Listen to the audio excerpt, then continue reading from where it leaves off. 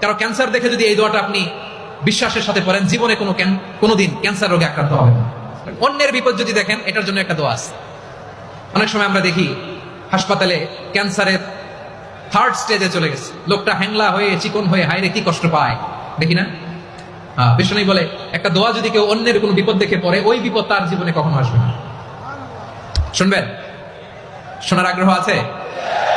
অনেক সময় হয় যে আমরা মহাসড়ক দিয়ে যখন চড়ি, দুর্ঘটনায়, আইরে আল্লাহ, দুর্ঘটনায় মানুষের মাথা একদিকে, দেহ আরেকদিকে, ব্লিডিং, এরকম হয় না? আল্লাহ তুমি হেফাজত করো। বিশ্বনবী বলেন এই দুর্ঘটনা দেখে কেউ যদি এই দোয়াটা পড়ে, তার জীবনে সে কোনোদিন এরকম অ্যাক্সিডেন্টের সম্মুখীন হবে না।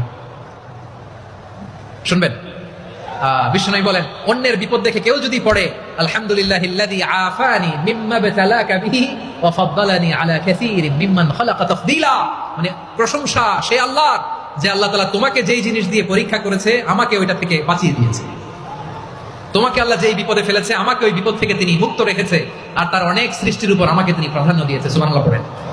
যে কোনো বিপদ, কারো ক্যান্সার দেখে যদি এই দোয়াটা আপনি বিশ্বাসের সাথে পড়েন, জীবনে কোনোদিন ক্যান্সার রোগে আক্রান্ত হবে না। দুর্ঘটনা দেখে যদি পড়েন, ওই দুর্ঘটনা আপনাকে স্পর্শ করবে না। যে কোনো কারো বিপদ দেখে যদি কোনো বিশ্বাসী বান্দা এই দোয়া পড়ে, বিশ্বনবী বলেন লাম ইউসিবহু যালিকাল বালা, ওই বিপদ তাকে আর করবে না।